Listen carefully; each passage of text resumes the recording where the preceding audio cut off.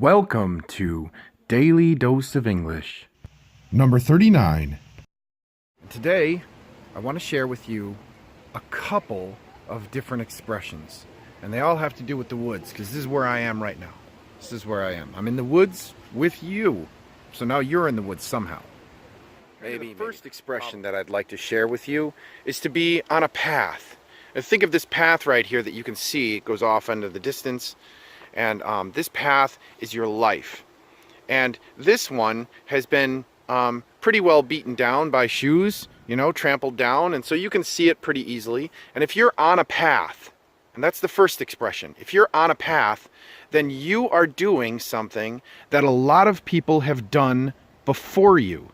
So that's you, that's your life right here. So imagine this is your life, and up there are a few goals that you have. Maybe buy a house, have children.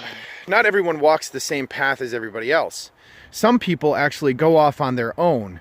And so then they go off the beaten path. And we say beaten path, you can think of it like I said before. A lot of people have been going here, and their feet, as they're walking their path, stomps down the ground, and this is beaten a path through the woods. Now, some people go off the beaten path.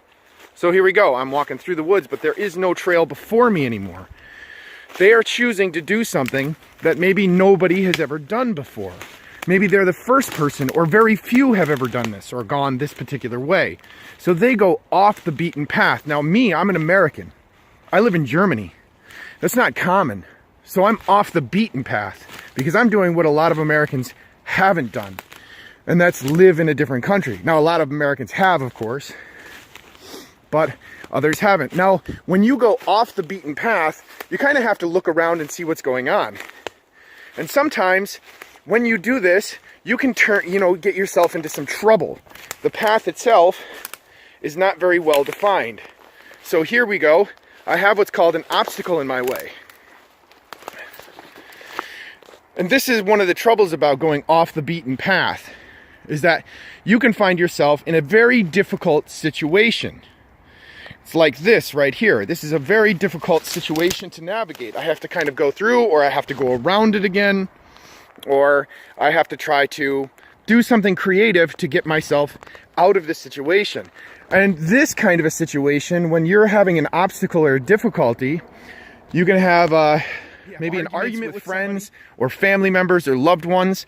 We have car crashes, people die, like everybody has. And it's our job to make our way through these particular obstacles, like I'm doing right here now.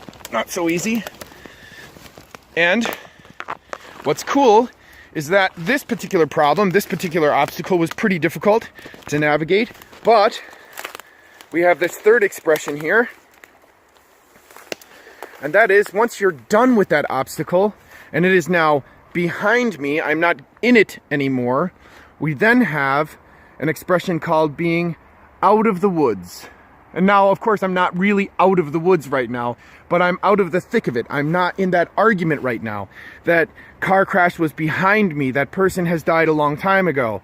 I'm no longer going through those emotional problems that I had, and I can use them in conversations like this. Like if I'm talking to a friend of mine, then he can say, "Oh yeah, what's your path?" And I'll say, "Well, my path is this and this and this." I help people with English because I love words, I love expressions, and I love sharing. And that's my path. And he can say, "Oh, well, that's cool. You're doing that in Germany. You're kind of off the beaten path." And it's like, "Yeah, that's right. I am off the beaten path." And then in normal conversations, I can talk to my friends about arguments that I've had, share those experiences, those negative experiences, because sharing negative experiences, of course, with others helps people relate to one another and helps people work through their negative emotions as a result of them. Very natural thing. And then, so I could talk to a friend of mine about an argument that I've had, and I could say, "But now I'm out of the woods. But now I'm out of the woods. That argument is behind me. That car crash is behind me. I've put it behind me. I've left it there. And I'm here now on a very, very fresh, even path." So I know I spoke quickly today. I know I did. I know it can be a challenge to understand that. I challenge you to understand this.